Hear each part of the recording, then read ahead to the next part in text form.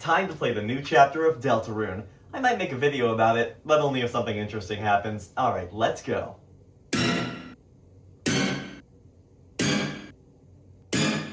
I need to make a video! Deltarune Chapter 5 came out last week, and boy howdy does the community have thoughts. Oh yeah, full spoilers for Deltarune Chapter 5 ahead, but if you click this I'm sure you already knew that. Friend Inside Me is somehow somewhat canon, Asgore's being a vague poster, and everyone wants this twink dead and buried. Suzel fans are having a field day, Ralsei enjoyers are having a good time with their one scene, and any other shippers have been killed by Tricky Tony. I've also seen a lot of people going ahead and calling it a filler chapter, and I absolutely do not agree. The chapter gave a lot of progression to the characters and also furthered the story with some discoveries about how the Dark Fountains have been created over time. While it might be a chapter fairly light on overall story, it's important to remember that Toby intended this to release alongside chapters 3 and 4. And even more importantly, the original goal was to release all 6 remaining chapters at once. If that had happened, no one would be worrying about this. Some people are concerned that the remaining 2 chapters won't have enough time to wrap up the story, but have some faith in Mr. Fox. This isn't the Duffer Brothers or the people who made the Umbrella Academy we're talking about here. This is Toby Radiation Fox, creator of Undertale, and if a dream in 2012 gave him the idea for an ending, then I'm willing to stick it out to see it. This chapter also gave a lot of character development to some of our protagonists. As mentioned, Suzel is canon now, which is awesome, but that also shows Chris's thoughts on things. They're seemingly sad that their connection with Susie is increasingly becoming a thing with the 3 of them, and I'm curious to see how that plays out in the next chapter. But of course, the thing on several people's minds, as well as my own, comes from the development of famous fluffy boy Ralsei Deltarune. And boy howdy was there a lot. So please join me as we continue looking into this queer reading of the GOAT as we jump back into Princess of the Dark.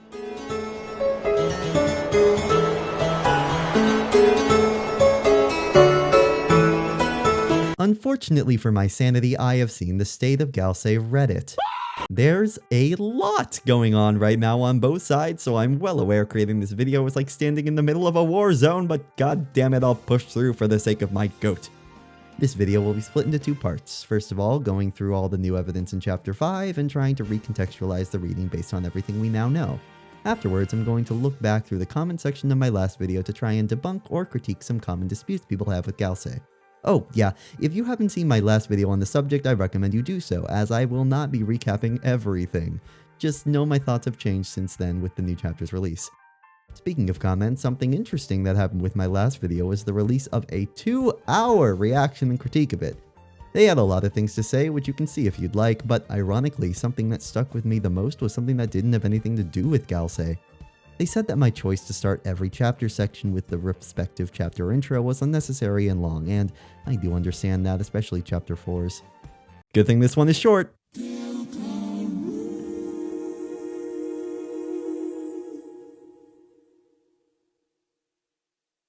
I'm going to start with some points from my prior video which have either been challenged or changed since its release due to some new evidence. First off, there was another character which used Lost Girl, being Pink, or Mad Mew Mew, the secret boss of the chapter. She's struggling with her own issues, mainly the fact that 2 beings possess the same body, one of a ghost from the light world and the other a darkner created from said body. This does seem to continue the trend of how Lost Girl has been used, and doesn't seem to discredit the point of it playing in Ralsei's Chapter 4 monologue as something notable.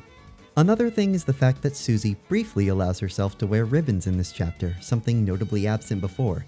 In Chapter 4, Ralsei notes that Susie is supposed to be the one who wears ribbons, showing that their shock in Chapter 1 of Chris giving it to them does come from the prophecy. So Susie allowing herself to wear ribbons seems to come from her compassion towards her friends, noting that Chris and Ralsei look like they're having fun when trying them on. But now let's look into everything new in Chapter 5 that could lend itself to Galsei. Starting off with Castletown, not that bit in Castletown, we'll get there later. We finally see Ralsei's new room. It's a bit messy at first, but he cleans it up and it looks really great. He's starting to allow himself to enjoy things and have hobbies, as we see in them starting a list of drinks he wants to try. Ralsei even says that he likes the sound of his own voice, which is awesome. He's not forcing himself to do things that he doesn't want to do anymore and really allowing himself to find what they enjoy. Hurrah! Along with having hobbies, in this chapter we see a lot more raw emotion coming from Ralsei, for better or for worse. When you first encounter Orange's physical form, Ralsei finds her endearing and mocks her for her size and mouse form. Susie criticizes this a few times, which is an interesting switch up in their relationship. Ralsei used to be the person to calm Susie down and try to make her understand what's okay and what's not okay, but this seems to have been switched. This isn't the only emotion Ralsei shows though, as in general they seem to have more pride in their appearance. Several times throughout the chapter, he calls himself cute, seemingly saying out loud what he's been asking Chris to confirm in prior chapters. A main example of this is when you get the red ribbon near the chapter's start. In many ways, it mirrors the white ribbon scene in chapter 1, as noted by Ralsei himself. Notably, he says that it makes him want to wear one again. For the white ribbon, we give Ralsei the ribbon and he simply reacts. But here we see him actively wishing to wear one again, showing more of his individuality and desires becoming more and more apparent. Along with this though, there's a few smaller moments, such as when he thinks the hedge of him looks cute and when he talks to Orange in the tea room. They're called an ugly rat and insist that they look cute and have paw pads, which is a nice confirmation about that little design choice. This interaction does lead to the next big Ralsei thing in the chapter, which comes from him having to wear his hat on occasion. The main reason why is due to the fact that Asgore is in this dark world and Flowery doesn't want him confusing Ralsei for Asriel. But throughout the chapter, Flowery and the 6 other flowers critique Ralsei's hatless form, saying that they don't look better with the hat on. Ralsei, the now more independent person he is, insists that he doesn't want to wear the hat. At first, there's a dialogue moment where Ralsei looks really sad and says, "Guess I'll just look like this for now." As stated in my last video, the hat represents a sort of mask for Ralsei, trying to conform and hide his true appearance so as not to get hurt or exposed. So all this happening with Ralsei actively going against their statements shows how content he is in his own body. Now, I can already anticipate comments saying that all these statements from the flowers are meta jokes from Toby about the fandom's liking towards Hat Ralsei. And honestly, I think that could be the case. But I do think both of these things can be true at the same time. When looking at the Mike battle, there's all sorts of winks and nudges towards the community. All 3 Mike designs referencing ideas for who Mike was in the pre-Chapter 3 era. But alongside this, all the Mikes wore different designs based on their own research into who Mike was, and to ensure Tenna doesn't freak out about the lack of Mike in general. So this connection can be true, but can also work as a serious character moment for Ralsei to have. Flowery especially seems to be a foil to Ralsei, with him constantly pissing them off throughout the whole chapter. Some of the sprites their rivalry gave us are my favorite in the whole game. But more importantly, Flowery seems to bring out a very different side of Ralsei. One who insists on defending himself and telling off Flowery. The big thing in the chapter is that the 7 flowers are pretending, or telling others that they're humans, and Ralsei dislikes this a lot. Shortly before you fight Flowery, he and Ralsei have a moment together on the stairs. Flowery insists that he's just been trying to help Ralsei, but they retort back that he's just pretending to be something that he isn't. But then Flowery says, "Oh, Ralsei, want to tell them what's wrong with that?" Ralsei says that his purpose is to be a flower and that he can't run away from that. But their sprite here is one of sadness. They're saying this to Flowery, but it seems that he's telling him this as a way to project. Now, Ralsei does continue saying that if he didn't conform to the rules, he could burn Flowery to the ground. And considering that we see them use fire magic later in the chapter, this could very well just be referring to this.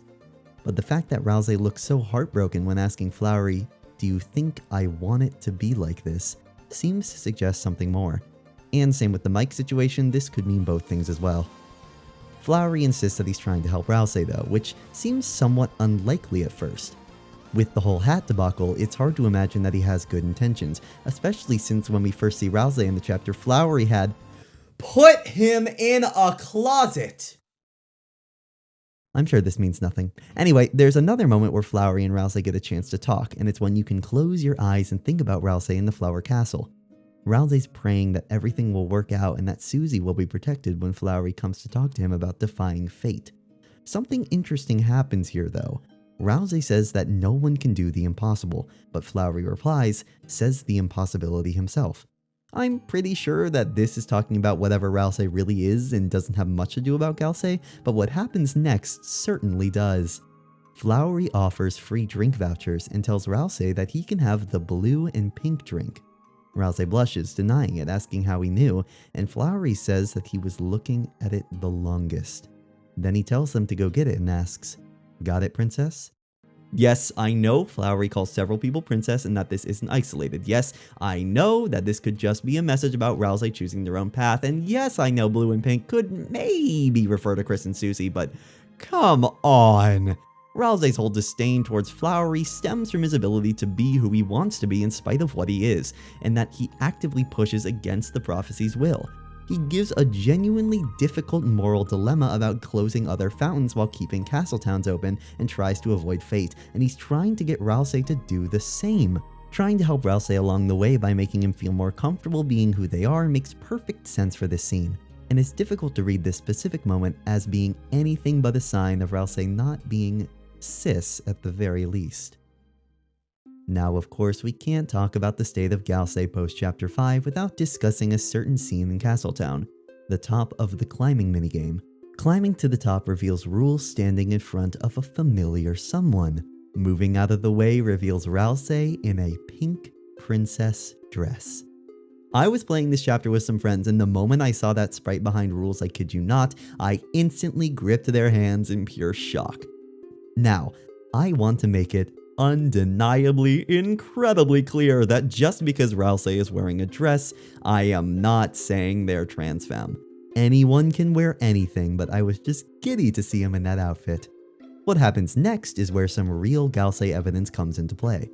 Ralsei says that other princesses had gone away, but that they could be Chris's princess if they wanted him to be. You are given the option to say, of course, or nah bro, and extremely interesting things happen with both. Saying no causes Ralsei to act a little shocked, his character sprite appearing a little sad, saying that it makes sense, they have more experience being a prince, as he says, so he should continue to do so, telling Chris that he hopes it's enough. Not utterly heartbroken, but still not seemingly super content. On the other hand, what happens when you pick yes? Ralsei's face lights up with them saying how excited they are. They do a little spin and joyfully pose as they explain how they've been a prince for a while but never a princess, and that he's excited to try presenting himself in a different way. Quickly though, he adds, as long as it's what other people want, of course. This moment is extremely interesting to examine, because this is easily the happiest Ralsei has been in the game so far. All of their sprites exude joy, and an interesting thing I noticed is that while in the dress, his hands are never held behind his back. He stands smiling wide with his hands clasped in front of him, completely unlike any other time we've seen them. When expressing himself in general, Ralsei rarely shows his hands, but this is one of two instances where they're being used in an affirming sense. The other being when he's trying to prove he's cute to Orange by showing off his paw pads. So giving the specific detail of Ralsei's hands out from behind his back while wearing the dress and being a princess, and that if you say no, those hands return right to where they usually are, is an extremely interesting thing to see. There's a few more minor things in the chapter which I don't feel the need to mention, besides a bit in the blue and yellow mini-boss where, if you've collected it, the egg given from the Eggman appears in the evidence list. Its description reads, "It's evidence. You'll know what it was evidence for when it happens." Am I saying this 100% means Ralsei transitioning? Of course not, just interesting. Also worth mentioning is a very specific change in the end of the chapter. After defeating Flowery, Ralsei's title changes in the menu. Dark Vine, watering their own thorns. This is intentional. Other titles use specific pronouns, such as Ralsei's Prickly Prince title in Chapter 1 using his as a pronoun. Even in this chapter, when Flowery is in your party, the pronoun his is used again. This could very easily be a first step in Ralsei's journey to finding out who he is, and you may have noticed that I have been using he, they for him throughout the video to accommodate this. Some people claim that Asgore referring to Ralsei with them is another example, but this is just a gender-neutral pronoun used throughout the game when people are referring to others they don't know. For an in-chapter example, when Flowery approaches Chris and Susie for the first time, Susie says, "They're coming this way." But the Dark Vine thing is definitely intentional. Now, with all of this in mind, what do I think about the future of Ralsei's character? Do I believe that Ralsei is going to transition into a trans girl in the future chapters of Deltarune? Kind of. After looking through more people's thoughts since my original video, along with seeing how Ralsei views femininity in this current chapter, I do believe that Ralsei being a trans girl could be in the cards. But I wouldn't be surprised if they ended up either just trans feminine or even gender fluid either. The game is clearly pushing him towards the direction of fighting fate themselves, with Flowery especially trying to get them on the right track this chapter. Could that just be with fire magic? Maybe, but with how the game's narrative has presented Ralsei, I can't imagine all of this could just be a coincidence. Ralsei's story is one of finding your purpose and breaking free from anything trying to steer you in a different direction. Being the truest version of yourself despite it all, and I think exploring that through the eyes of being trans is a fantastic way to present that story. and the fact that Toby is seemingly able to do it while not making it Ralsei's entire character, i.e. his fire magic and whatever object they are, makes for fantastic representation. Now, here comes the part of the video I've been a little scared of, more backlash. Let's take a look through some of the comments and see what we see, shall we? But Ralsei's a femboy. Obviously, the most prominent argument against this theory is that people just want Ralsei to be a femboy, and that's fine. It's really cool to have such a prominent character being a gender non-conforming guy, and if Ralsei doesn't end up transitioning, that's perfectly fine. Having that character in the game is fantastic. But something I'm more so against are those who say that the theory's only ground to stand on is the fact that Ralsei likes feminine stuff, therefore saying that feminine men have to transition. Looking back on my previous video, I did whiff it sometimes when trying to speak against this point, but I'll make it clear here again. Wearing feminine things does not make a guy instantly an egg. The reason I believe this theory so strongly is that it would be a satisfying narrative conclusion when it comes to Ralsei's story, both with who they are as a character as well as with the overarching theme of subverting the prophecy. But another argument against it is less evidence against and more so reasoning why it shouldn't be the case. I mentioned this in the last video, but GNC erasure. As said last time, there is a pretty serious lack of gender non-conforming male characters in media, and having Ralsei transition, while a satisfying story, would take away from that list even more.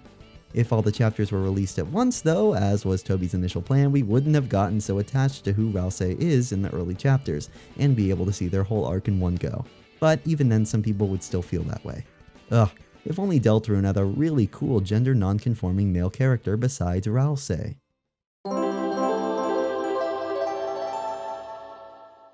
Chapter 5 introduced Blue, a really cool ballet-inspired character who's very much so traditionally feminine, but guess what? He, him pronouns! Could this be a gender non-conforming male in my Deltarune? Oh, but surely because he's feminine that means he's an egg. Nope, there's absolutely no reason to believe that, because that's not what this theory is about.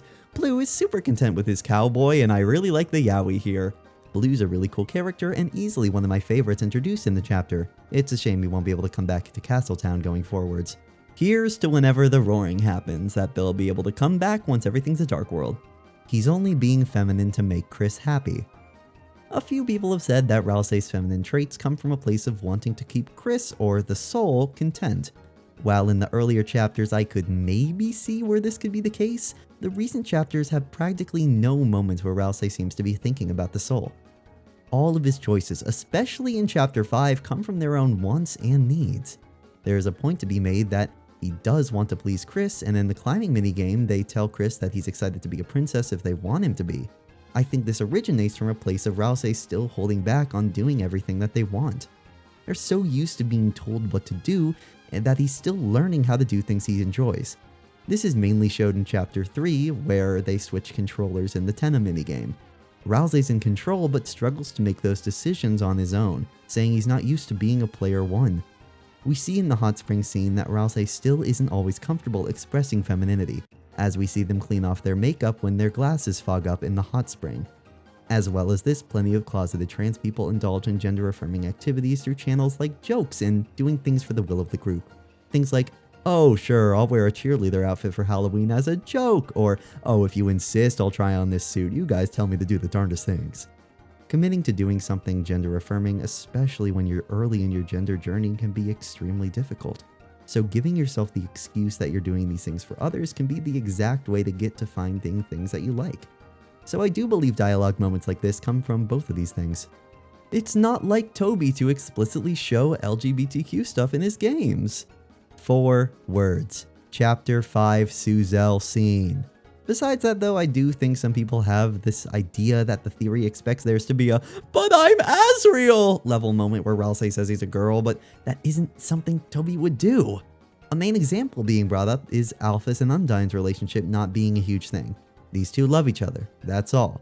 The two main things I have to say about this though are, first of all, this story is a lot different than Alphys and Undyne's relationship, same with Susie and Noelle's. They're both just love stories. There's no explicit moment of Frisk being like, whoa, you're lesbians, or Carol being like, no, you can't date Susie, I'm homophobic! Frisk doesn't care, and Carol only cares because she hates Susie specifically. Ralsei's story, though, if this theory holds true, is actively taking place alongside the character. They're discovering who they are and allowing themselves to be who they are. Being closeted is a hard thing to escape from, so that sort of story will have a more prominent narrative conclusion than the queer relationship would. This said, I don't think there will be an extremely huge scene about this. Toby's writing is more subtle, and there's already signs of that with Galsei evidence. The first use of they-them for Ralsei is just in the menu, and if that holds true, then I imagine those pronouns will just be dripped into the rest of the dialogue. There doesn't need to be a huge moment for it to still occur. This theory, if true, would validate Treesicle. If you don't know, Treesicle is a YouTuber that makes theory and game recap videos, or used to, it's been a while. Back when Chapter 1 released, he made a video titled, "Ralsei is a girl!" In said video, he uses a single expression frame of Susie shocked at Ralsei's hatless appearance to say that the only reason this could possibly be is because Ralsei's actually a girl and Susie was shocked about that. There's a few bits of far-flung evidence that don't really lead to anything beyond, here are Ralsei's feminine traits. This theory, on the other hand, mainly comes from a place of narrative and how Ralsei being closeted would satisfy several aspects of Deltarune's story. Do these feminine traits lead into that? Yes, somewhat, but this isn't to say that just because Ralsei's feminine, that he's going to transition. All of this said though, at the end of the day, I love Ralsei, I love their design, I love their character, and I'm sure I'm going to love wherever his story ends up going. I'm not going to be mad if Princess of the Dark doesn't end up being canon, because I trust Toby as an author, and I know he'll do well with these characters. Do I think it would be a nice way to tie together all of Ralsei's narrative threads? Absolutely! But I'm sure wherever his story goes, it will be satisfying. As always, please let me know your thoughts about this chapter's development in the comments. But if you don't have anything nice to say, think twice before doing so. Believe me, moderating that last video was a beast to get through. But thank you all for the support on that. 100,000 views is wild, and I'm so glad it reached so many people. So until Chapter 6, I'm Poppy Person, and I hope you have a great rest of your day.